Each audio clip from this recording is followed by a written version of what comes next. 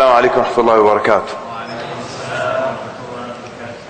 بسم الله الرحمن الرحيم. الحمد لله رب العالمين، والصلاة والسلام على رسوله الأمين وعلى آله وصحبه أجمعين. أما بعد. I want to start by saying that I am, inshallah, genuinely and sincerely very, very happy and very excited to be here. And sometimes this is just a generic way of starting the talk and starting the event. And, I'm so happy to be with you. And he's not really happy to be, I just want to go home, But I'll tell you why I'm really, really happy to be here. One time a guy took Shahada and at some event, and when we were done, someone came up to me and he said, when someone takes Shahada, I just want to cry. How do you keep yourself from not crying? I said like this. That's how. It's not hard for me. If someone takes Shahada, it doesn't move me. Yeah? So some people are moved by that. I'm not moved by that. What I'm moved by, when people come and they gather and they make their way somewhere because they want to learn something about the religion of Allah. So that's the first reason why I'm genuinely happy to see all of you. That's why I'm very happy to be here, because I know so many of you want to give da'wah, you want to learn the techniques of giving da'wah. So that's the first reason I'm very happy and very excited to be here. Just a little bit about myself, just so we can get to know each other better. My name is Kamal el-Mekki. Originally, I'm from Sudan. Right now I'm from Virginia, but originally I'm from Sudan. And I just actually arrived from Sudan yesterday. I'm going back when the course is over, inshallah. And Sudanese people, they're the greatest people on earth, if you're not familiar with them. And we're so good, we're such great people that the Saudis, any Saudis in the audience? Allah. I'll pretend you didn't put your hand up. Saudis are jealous of us. Yes. They're so jealous of us that they made up a lot of jokes about how lazy Sudanese people are. Yeah, sah wallah. But we're not. So they make up all kinds of jokes. And actually I don't even want to mention these jokes. Like the one about the 4 lazy Sudanese guys, they robbed the bank. So they came back with the money and they're too lazy to count it. So every 5 minutes one of them is like, shall we count the money? Later. Another 5 minutes, come on, let's count the money. Later. Come on, let's count the money. One of them says, why should we count the money, huh? We'll listen to the news, we're going to find out how much we got away with. See what I'm talking about? They try to say that we're lazy. They tell you that this lazy Sudanese guy walks into a barber shop. He sits down like this. Barber says, what should I do for you? He says, shave my beard. He says, okay, lift your head up. He says, you know what, just cut my hair. They tell you Sudanese guy was lying out in his bed in the yard, so his wife knocks on the door. He doesn't want to get up because he's lazy. So he calls for his son. Son, open the door for your mother. So he says, Dad, I have exams, I'm studying here. So he tells his daughter, Yabid, open the door for your mother. She says, I'm cooking, I've got stuff to do here. So he found no one else in the house except him. He has to get up, open the door. So he yells out to his wife, I divorce you, go back to your father's house. Now, one time I'm on the plane, on the way to Australia, and the guy next to me is a Saudi. He introduces himself. The minute he hears Sudan, he starts immediately cracking jokes about how lazy Sudanese are. And I'm like, I don't even know you. But he tells me this joke, but they actually now updated this joke. There's a new version of this joke. The new version is, after he tells her that, she says, okay, I'll open up my purse and take the keys out. So she had the house keys and she's that lazy, she won't know it. But, of course we're not lazy like that. Yeah? Alright, so, you know what? You know who has taken Rays of Faith before? Sheikh Walid, right? Fantastic, excellent. You know how Sheikh Walid, he has break managers? Yes. I have joke managers. Yeah? So we're going to need 2 brothers and 2 sisters who will be with us, inshallah. And whenever you feel that we need a break, you stand up, or you put your hand up, and I crack a superb joke, inshallah. How about that? How about we pick the joke managers right now? 2 brothers? Excellent. 1, another brother? Other joke manager? There we go. 2 sisters, joke managers? Okay, very good. 1 there, and another one over there. Excellent. And you know what, sisters, I'll tell you in advance, you're not going to like me very much. Because I joke a lot. And I joke about multiple marriage a lot. And I heard that's a sensitive issue here. But I have a solution for you, so it's not a sensitive issue anymore. We're going to talk about that later. I want to tell you a little bit about this course and how we came up with this idea. And who read the introduction? Fantastic. Excellent. Like the first time I did this course, which is New Jersey a few days ago, or 20 days ago, I kept saying, read the introduction. I think at the end of the course, maybe 9 people read it. So already we have 11 people who read it. That's great. The reason I insist on people reading the introduction is that you need to understand what you're going to get in this course. And many times da'wah courses, they are, or people expect da'wah courses, they expect it to be where it spoon feeds you on what to say in every possible scenario. Now as a teaching philosophy, I don't think that's fair to the student. I think it's better to equip the student with their own ability to respond to every refutation and even to every claim or question or even things they've never heard before. We're going to do that and you're going to see it for yourself. I'm going to present you with concepts that you may have never heard of at the end of this course, and you'll be able to answer them by yourselves because you have the tools. So I want to start out by saying this is what we do inshallah in this course. We discuss the tools by which you're able to answer your own questions, by which you're able to formulate your own da'wah response. For example, when you go and buy a hammer from Home Depot, when you buy a hammer, it doesn't tell you how, in every possible situation you can use the hammer in. It's a tool. And you figure out, when you figure out how the tool works, you figure out where you can use it. So you might use it to drive a nail in. Alright? You might use it to, to do something else. You might use it to discipline your child. You become creative. You become creative with that tool. And this is what we're going to do. We're going to go over the tools, and then you can apply it in different situations. And I'm going to show you sometimes where I learned the tool from, and I apply it in something absolutely different that has nothing to do with it. Some of these tools you can use with people, you can even use with animals. We're going to discuss a lot of things. So how do we come up with this idea, and why am I here teaching this course? It started many, many years ago when I was forced to become a chaplain of some university in Virginia. And they had a very good chaplain before me, but the da'wah table was very weak. In about 2 or 3 years, they got about 2 shahadas, or maybe 3 shahadas, in 2 or 3 years. So it's about a shahada a year. Alright? This was a da'wah table. It consisted of books and materials and a bowl of candy, and 2 brothers sitting behind the table, hoping people will come and take some material, and people will just come, grab some candy and walk away while these 2 brothers were just talking, chit-chatting with each other. Probably about the importance of da'wah and spreading the deen and all that stuff. So 2 people became Muslim in 2 or 3 years. And then, first thing I wanted to do was kind of revamp and energize the da'wah table. So I put together the first ever version of a workshop. It was about 6 hours long. And we taught it at the school. And this was in the middle of the semester. So from the middle of the semester till the end of the semester, about 17 people became Muslim. And that included some of the instructors and counselors at the school and so on and so forth. So it was the first indication that you can actually then teach people some ways of giving da'wah and make people into effective du'at without years of them running around the streets and talking to people and so on and so forth. So that was the first thing. So we did that. It was the first workshop, and we saw these results. And then this person called their cousin, and this person called their relative in another state. And so this MSA then invited me for it, then that MSA, and then so on and so forth. And then it became kind of a worldwide thing. So it's not like I'm not giving the course because I'm the best da'i or anything like that. But I believe that I've put together the best approximation to what might be a quick and efficient way of giving da'wah. And this course is not just da'wah to non-Muslims. We're going to talk about da'wah to Muslims and da'wah to non-Muslims. All different kinds of people. How do we refute this person, that person, and so on and so forth.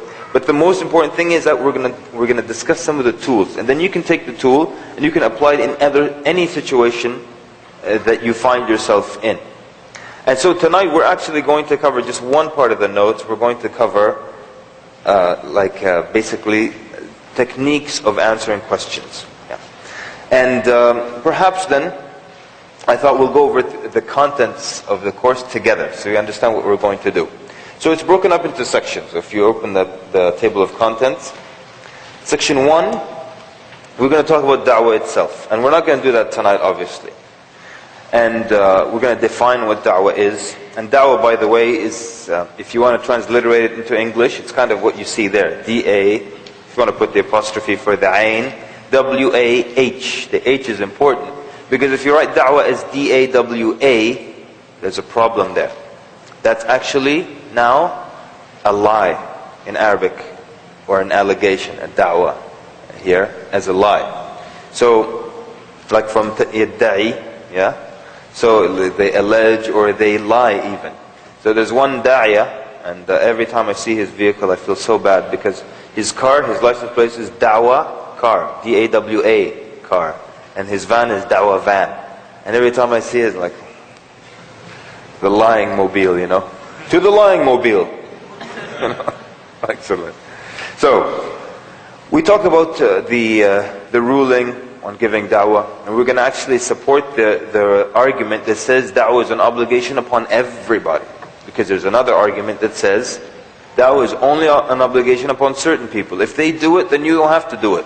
That's one opinion. But we're not going to take that opinion.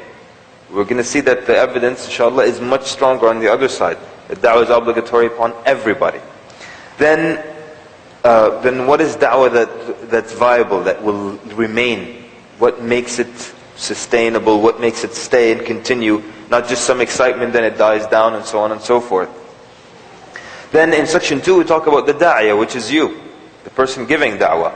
And part of one of the things we want to do in this course is that, you see, realistically, everyone, we have the ability to understand people.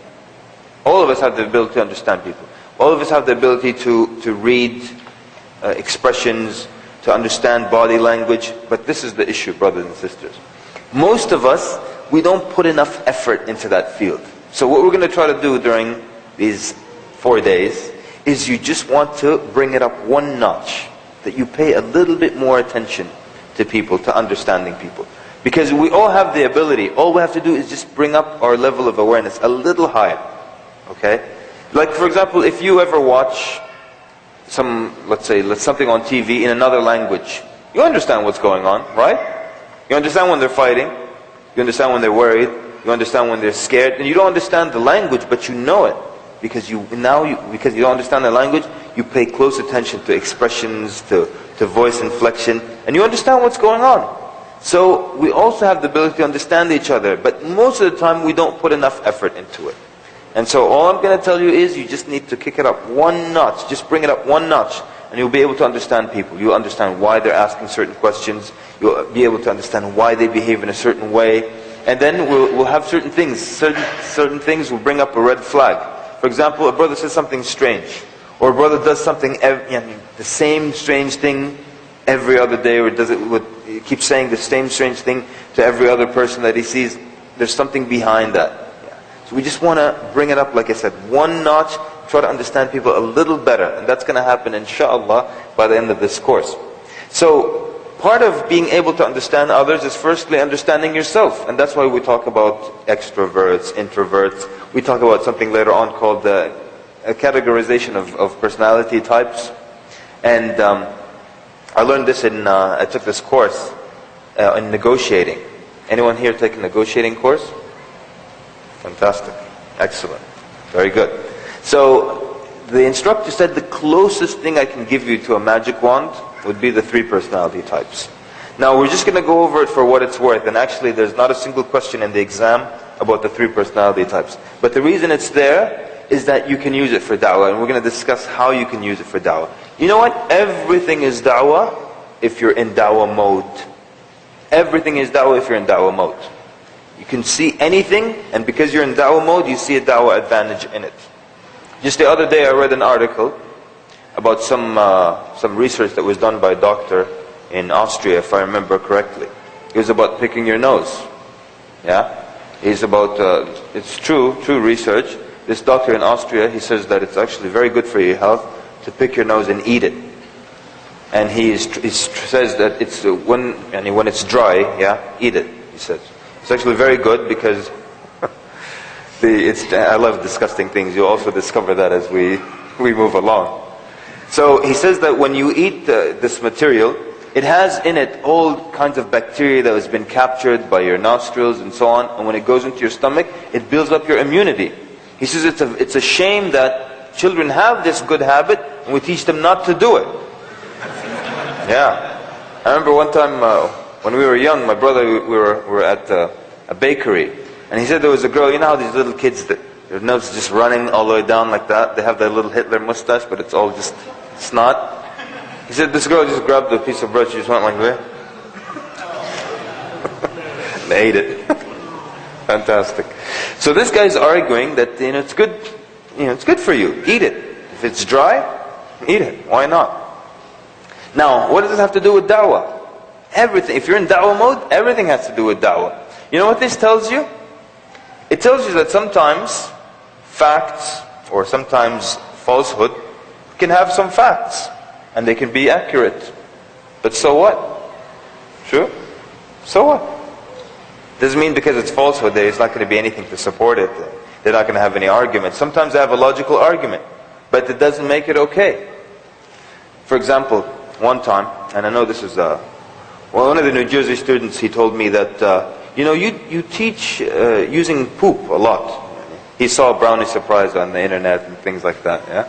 So this was an atheist, very aggressive guy in where I used to work. And he was arguing very aggressively that if it's natural, there's nothing wrong with it. So he's talking about women flaunting their sexual desires and things like that. It's there, it's natural, so why not flaunt it? I told him, okay. He was being aggressive, so I had to be aggressive. I said, okay. I told him it's natural to have a bowel movement. I want you to sit up on this table right here, pull your pants down, and have a bowel movement in front of us. You're not going to do it. Because not everything that's natural should be flaunted in public. He was quiet immediately. So he might come up with a fact, but that doesn't make it okay. I'll give you something else. For example, some people, who's heard the end of music here? Excellent. Okay, just 3 people. Basically, the end of music is a lecture online about music being impermissible, right? So some people argue that it is permissible. Why? Because it's something that's natural. And here's their argument. A little child, no one has taught this child how to dance. When they listen to music, they naturally do what? Bounce. Immediately. So they're arguing this is something natural that Allah put in us. And so they bounce, and so it can't be haram. And so, what about then sexual urges in teenagers? It's natural. Does that mean it's okay? It's okay. And you go ahead and act upon that? No. So the fact that you give me a piece of information or a fact, it doesn't make it okay. So falsehood sometimes can have an argument, or it can have a fact, or there can be a study. But it doesn't make it okay. And by the way, just to answer that, you know why kids bounce immediately? Because the part of the brain that's in charge of motor movements is the same part of the brain that's in charge of audio appreciation or music or things like that. That's why it's natural for the bouncing to occur. So anyways, the point is then, when you're in da'wah mode, anything that you see, anything that you hear, you can see a da'wah benefit from that. So, for the next, until the end of this course, we're going to be in da'wah mode. We're going to kick it up a notch with understanding people, reading people, understanding why people say certain things or do certain things. And that's going to make a huge difference for us. And that's why, in order to understand people, first you understand yourself. So we talk about extroverts, introverts. Any salespeople in the audience? Anyone sells cars here? Okay. Okay, very good. 2 people. I'm going to call on you a lot, inshallah. You're going to prove some points for us here. But I'm sure some of the people in your business very snaky, right? Some snakes in your business, right? Now, car salesmen, they understand a lot of psychology as well. You know that if you're extroverted, how they sell you the car? They keep telling you about how people will react when they see you in the car. They say that to you because you're extroverted. So they tell you, when you park this thing in front of your driveway today, your neighbors are going to go crazy. People are going to look and say, what's this? And people are going to want to talk to you because of this car. That's how they sell you the car, based on your personality. If you're introverted, they tell you what the car will do for you. And I'll tell you an interesting statistic. They tell you that 96% of people who go to buy a new car, they end up not buying the car that they wanted. 96% of people. 96% of people who buy a brand new car, they buy a model they didn't want, they buy a brand they didn't want, the size of engine they didn't want, the color they didn't want. What does that tell you? It tells you that the salesperson can influence them that much. That much. And that's why they're so used to manipulating people. Well, of course, with the exception of our two brothers in the audience. They're so used to manipulating people that they don't listen to you. They don't care anymore. You know, I went to a dealership one time. I told the guy, now look what I asked him. So show me a sedan, Japanese, for under $10,000. You won't believe what he showed me. Okay? He showed me some ugly American SUV, some kind of Jimmy or Blazer. I can't stand those cars, with all respect to those who have a Blazer. Yeah. So he showed me a Blazer. So that's an SUV, and it's American, and it was for $12,000. It's just exactly the opposite of everything I asked him for. You know why? He doesn't care. He's so used to making people buy what he wants to sell. So he wasn't even listening to me. He's like, oh, I'll make you buy this. Sometimes you hear these horrific stories about people coming in and then just totally being ripped off. And some stories are incredible. You wonder, what's wrong with these people? How could they do that to someone? The other person, how could they allow someone to manipulate them that much? So there was one story where this woman came in, and she had a very nice car, but they gave her like $500 for her car, and she bought some new car, some other car, and she drove that for 5 days. And they called her back. They told her there's a problem, and we need to take the car back from you. She came back, gave back the new car, and they sold her back her old car for $5,000. Exactly what? Imagine that's your wife. You're like, you did what? What you do? As a joke, I always do this to my wife when we're having a discussion or something. I always do this, then I go like that. But my wife, she doesn't mess around. She's like, come on, hit me, come on. Okay. So, talk about manners. That's so important, you know. Sometimes in Arabic, when someone is not well mannered, they tell you, "Ma عنده أخلاق." He doesn't have manners. Even in English, this person doesn't have manners. You know, actually, akhlaq in Arabic, akhlaq is how you deal with people. That's what it means. Akhlaq is the way you treat and you deal with people. So, you can't not have akhlaq. Everyone has akhlaq. But some people have good akhlaq, some people have bad akhlaq. There's no such thing as he doesn't have manners. I mean, how could someone not have any manners? Probably someone that doesn't exist. Doesn't have any manners at all. So everyone has akhlaq. They're either good or they're bad or somewhere in the middle. Because manners or akhlaq in Arabic is how you treat people. So you either treat people well, you don't treat people well. If you don't have any manners, you probably don't have anyone around you.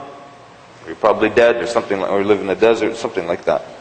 So that's section 2, talking about the da'iyah. Section 3, we talk about the mad'u, the person that you're calling to Allah, because you need to understand that person.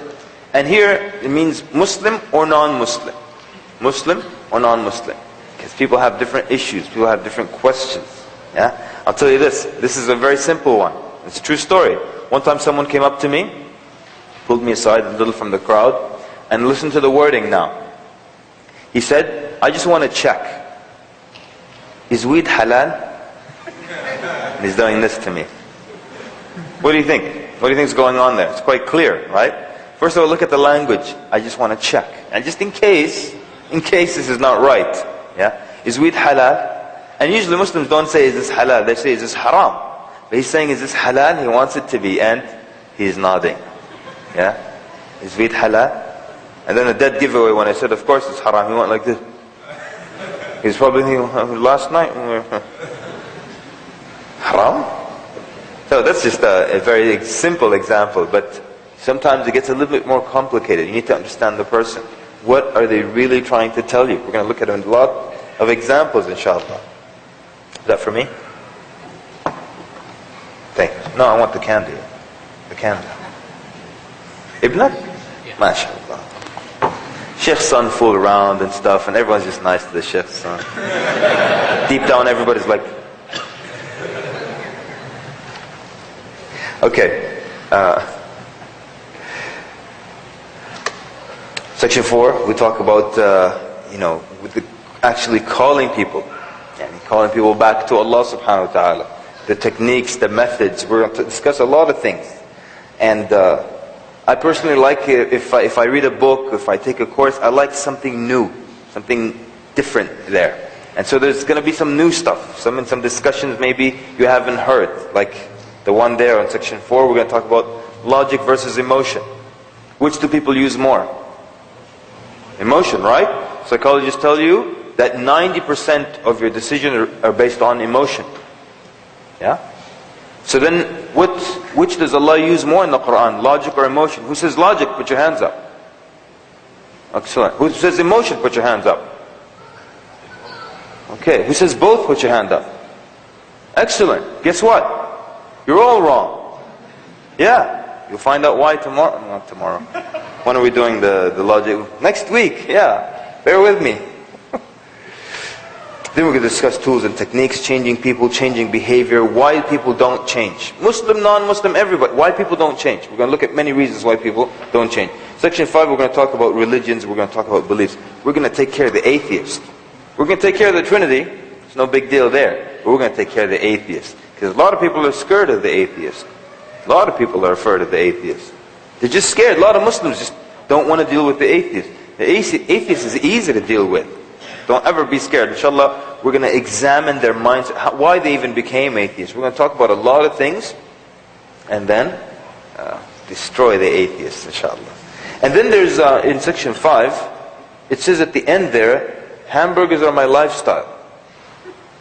What is that section about, do you think? Anybody? Yes, sir. Close, but not. What does it mean, hamburgers are my lifestyle? Anyone want to guess? Naam?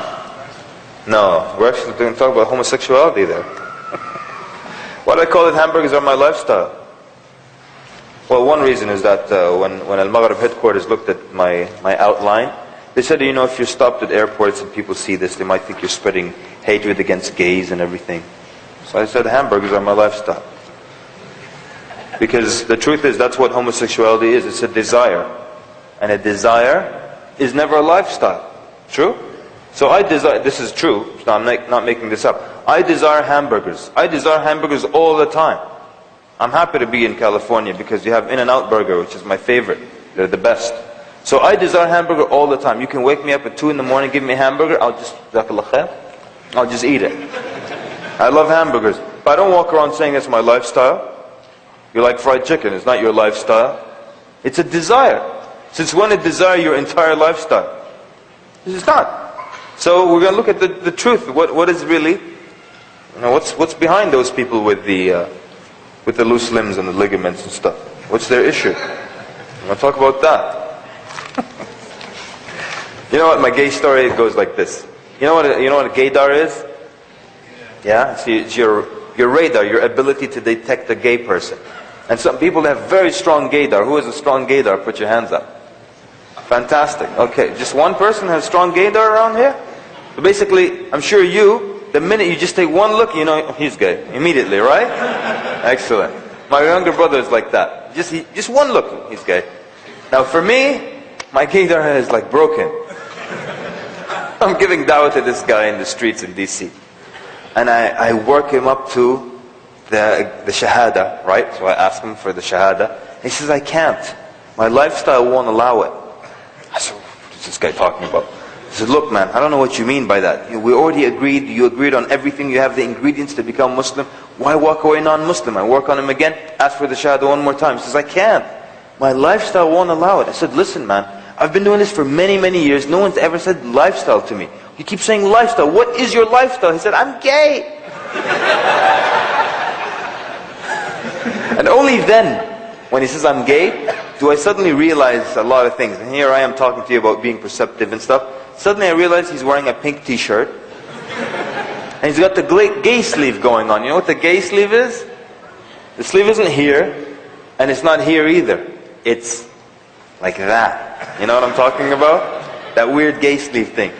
I suddenly noticed the gay sleeve, I noticed the pink t-shirt, I noticed loose limbs and stuff. I'm like, oh. So at that point we didn't know how to deal with it. We just kept staring at him like that. And I was tempted to. I mean, even now I'm tempted to make a joke about him taking shahada but praying in the front row, but I'm not going to make that joke.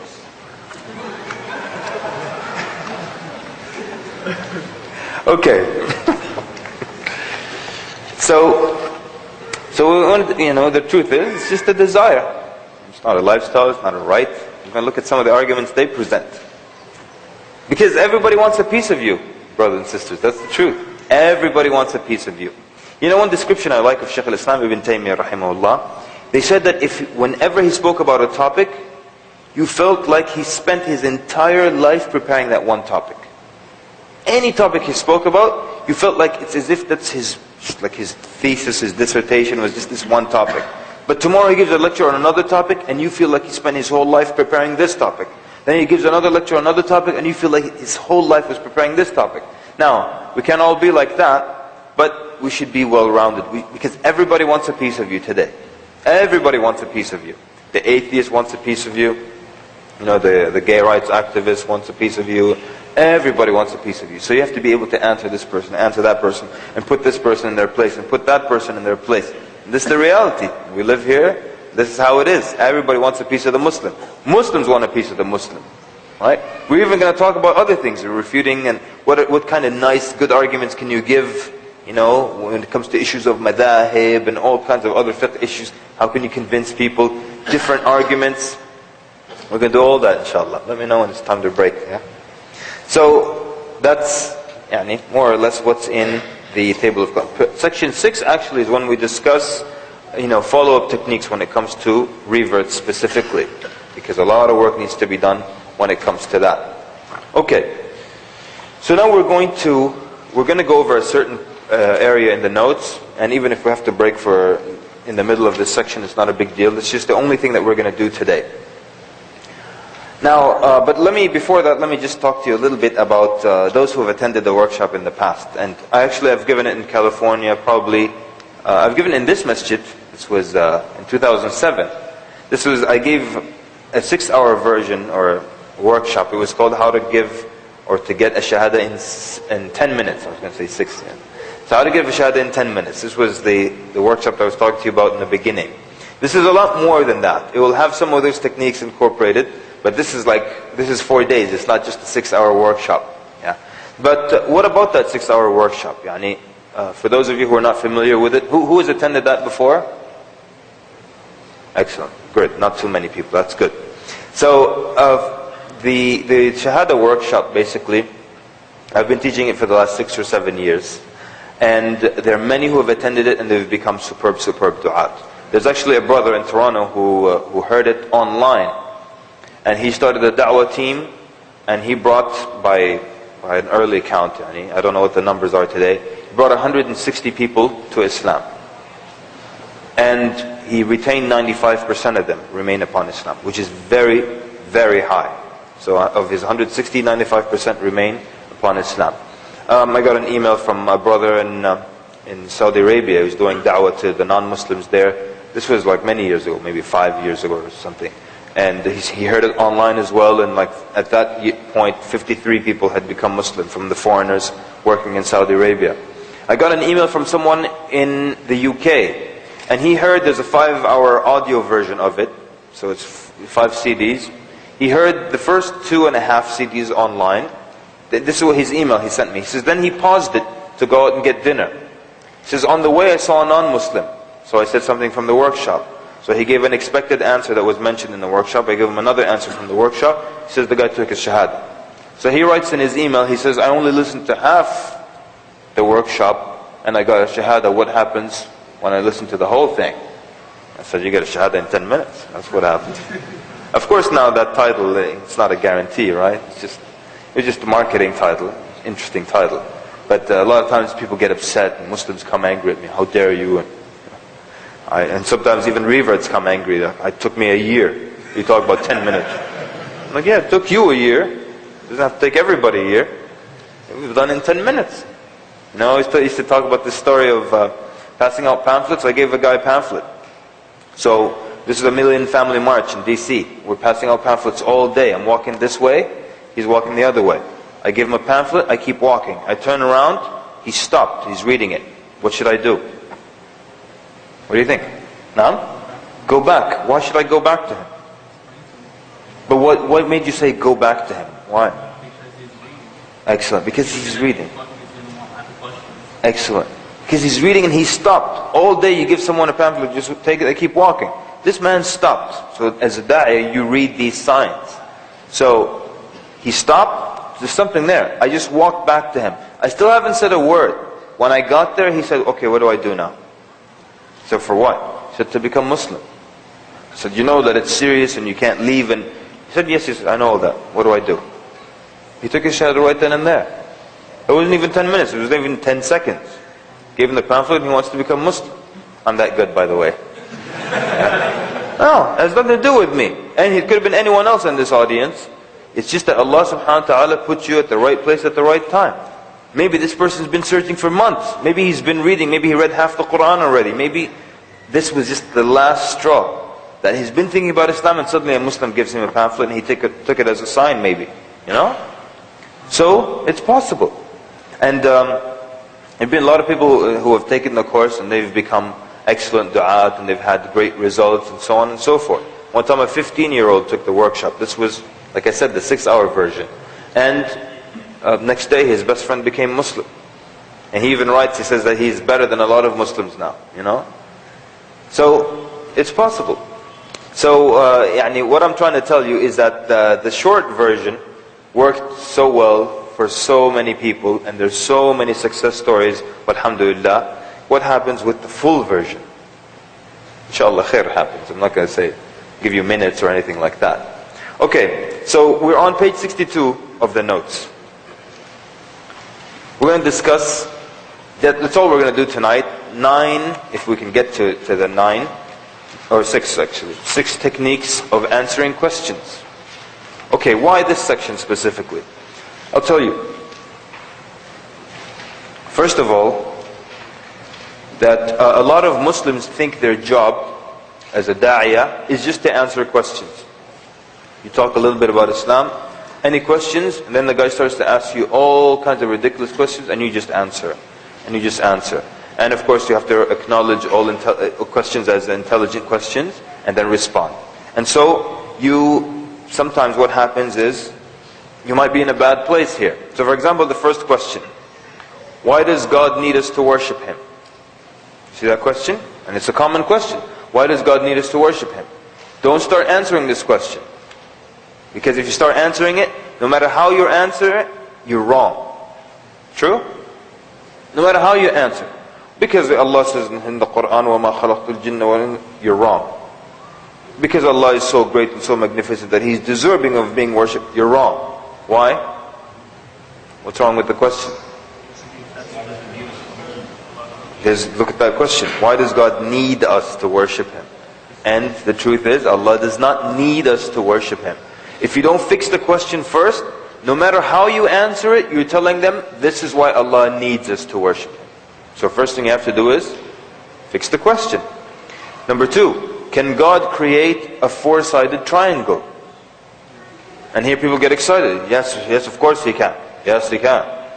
And what's funny? There's no such thing as a 4-sided triangle unless you're an idiot. That's a square or a rectangle. This triangle has 3 sides. So don't accept this premise. It's wrong. I'm just going to say, yes, of course He can create a 4-sided triangle. He can even make it 15 sides. In your eye also He can create it. No, Habibi. There's no such thing as a 15-sided triangle. It's not a triangle anymore. Well, why should I accept this premise? Number 3, an atheist asks, this one is a little more tricky. What is it about the Quran that makes you so sure that there is a God? What is it about the Quran that makes you so sure there is a God? Now, I was asked this question recently by 2 atheists. And they kept repeating it. I didn't know how to answer this question. I just found it difficult to answer. And then I realized why I found it so difficult to answer. Because I didn't know where to start. Because they're starting from the wrong platform. They're assuming there is no God, so what's your proof there is?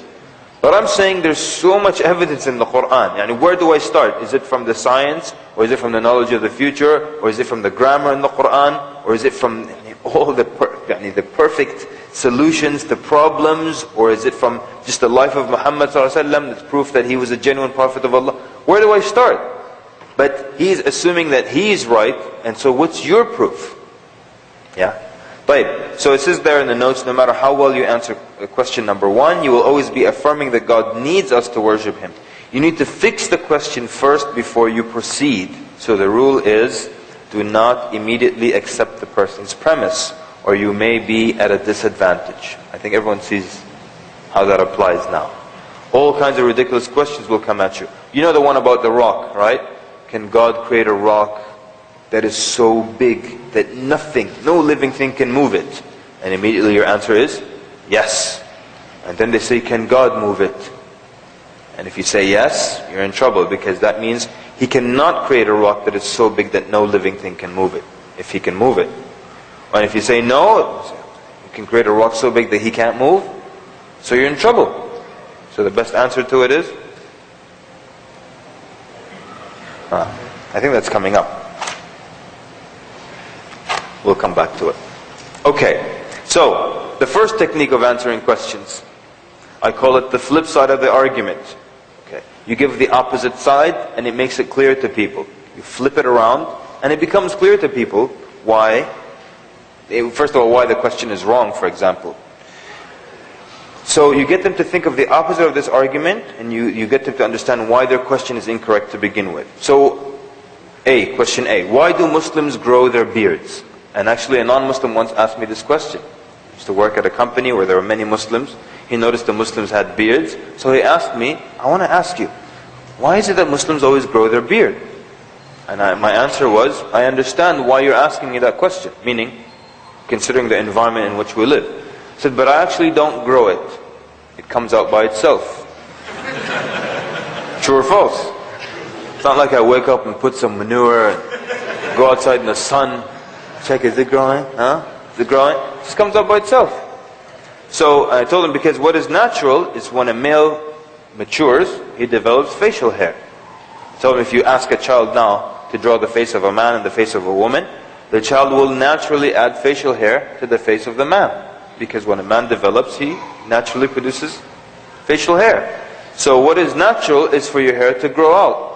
But what is not natural is to insist every morning on removing every stubble of hair and cutting yourself in the process and putting the cologne and sticking the little tissues, all so you can say, ah, like that guy in the Gillette commercial.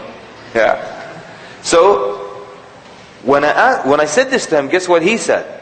Because I could have told him it's the way of all the prophets of Allah and all the prophets had beards. But you know what? When I said that to him, you know what he said? He said, you know what? I never thought of that. I shouldn't ask you why you grow your beard. You should ask me why. So, what happens here? We're using this technique. You flip the question around, and suddenly they understand what's so clear about it. You know, why are Muslim women covered? That's the second one. And this is a true story. There was a sheikh giving a lecture. It was a room where men on the right, women on the left. And then a non-Muslim woman came in very angry, yelling out loud in the middle of this event. She's pointing at the Muslim woman. Why are they covered? And you know what they mean, right? Muslim women are covered, they're oppressed, yeah? Everyone else is covered, it's okay. The nun is covered, it's because she's, keeping herself pure.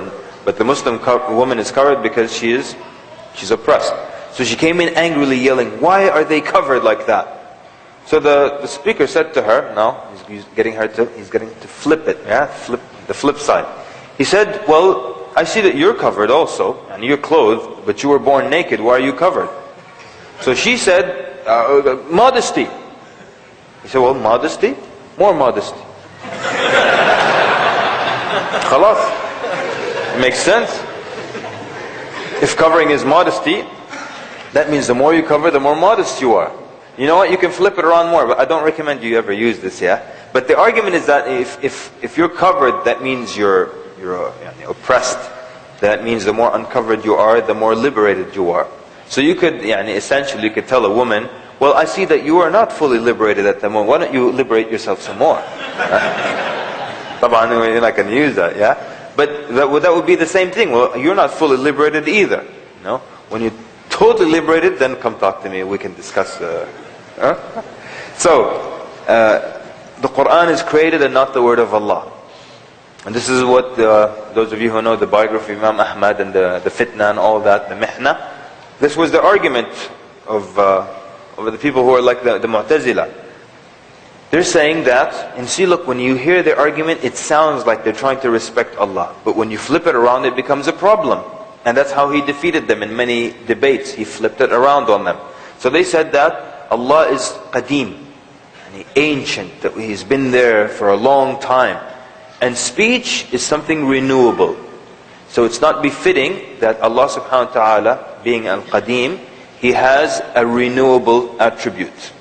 And people speak. So how can people speak and Allah speaks?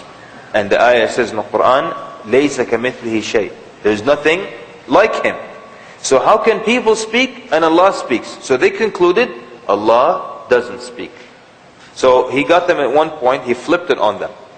You're saying that because people speak, Allah can't speak. So then He said, do you have knowledge? The man was quiet immediately. Because if you have knowledge and Allah has knowledge and nothing is like Allah, that means either you don't, if you have knowledge, Allah doesn't have knowledge. And actually one of them at some point in the debate, he said, yes, at some point Allah didn't have knowledge. So Imam tells him, kafart, you've become a disbeliever. So then the guard, there was a guard, just an ignorant person standing, so he got angry. He says, how could you say that to the messenger of Amir al-Mu'mineen? Because he was sent by the Khalifa. So how could you say that to him, that he is not a Muslim? So Imam Ahmad tells this simple guard, he's saying that Allah had no knowledge until He created His knowledge. And how could Allah create His own knowledge without having any knowledge? And he said, the narrator says, the guard then angrily looked at the other guy. How dare you? So he flipped it around on them. Yeah? So, flipping the argument around. Sometimes people tell you Allah is not on His throne. Even until now, Muslims, they'll be amongst us and they pray with us. They say Allah is not on His throne. Now look how they make it sound respectful. If you say Allah is on His throne, you're physically limiting Allah. You see this word? It makes the Muslim guilty. You're physically limiting Allah if you say He's on His throne. Don't physically limit Allah. Where did you get this term from, physically limiting? But they just make you ashamed. Don't say Allah is on His throne. If you say that, you're physically limiting Him. But what's the flip side of that? The flip side is that He's physically everywhere. And these people, until now, they never answer the question, is He in the bathroom? They stay quiet. Is He in the church? They stay quiet. Is He in other places that you wouldn't be caught dead in these places? They're quiet. Is He in the bar? They're quiet. So, if you don't want to say He's on His throne, and by the way, Allah said He's on His throne 6 times in the Quran. He's on Ar-Rahman al-Arsh istawa. He's on His throne. So if He's not on His throne, then the flip side of your argument is worse. He's everywhere. And that's why many Muslims historically have gone astray concerning this issue. And even wrote poetry saying, وَمَا الْكَلْبُ وَالْخِنْزِيرُ إِلَّا إِلَهُنَا, and the dog and the pig is nothing but our God. How can a Muslim say that? Could you believe a Muslim would say, the dog and the pig is our God? You wouldn't believe that, right? But they did. Why? Because it started off with this concept. Initially trying to respect Allah, but the flip side of it was worse than what they were trying to avoid in the beginning. Because now, the pig takes up space, the dog takes up space, and if God is in everything, then He's inside, تَعَالَى اللَّهُ عَنْ ذَلِكَ عُلُوًا كَبِيرًا, Allah is far removed from that, then He's inside this space. And they said even the monk in the monastery is our God. One of them, instead of saying Subhanallah, he said Subhani, Subhani. Yeah? Because I'm God, God's in me. That's why a lot of these deviant groups, they respect and they treat people very nicely. Why? Not because of akhlaq, because God is in them. They believe that. They believe Allah is in you, so if I hit you, I'm hitting Him. So I have to be nice to you. That's why they're nice to people. So, they got in more trouble by trying to avoid something simple. The flip side was worse here. Why do bad things happen to good people? That's a question you get many times from Muslims, from non-Muslims, mostly from non-Muslims. He said 5 minutes for salah. Naam? 2 minutes for salah. Why do bad things happen to good people? Who can flip that around for us? That will stop for salah. Why do bad things happen to good people? Okay, why do good things happen to bad people? I like that. That's a good flip. There's another one. Because it gets people to think. And you're worried, why do bad things happen to good people? Why do good things happen to bad people? No, nothing good should happen to them. What's another? You can flip it around by saying, well, how much intervention do you want? And if there's a good person, nothing bad should happen to them at all. They're about to slip, suddenly there's a big feather pillow underneath them. They're falling off a ladder, there's a big pillow, a big mattress under them. Posturpedic even, not just any mattress. Naam? So now you look at it from another angle, from patience, from the will of Allah Azza wa Jal, from the tests in this life and so on and so forth. But you just flip it around. Would you want God to intervene in everything? So if you're a good person, nothing happens to you, never get scratched, never fall, nothing breaks. How much intervention do you want in life? Okay, we'll stop here. We'll continue inshallah after salah. Jazakumullah khairan. Sallallahu mubarak ala Muhammad. Wassalamu alaikum wa rahmatullahi wa barakatuh.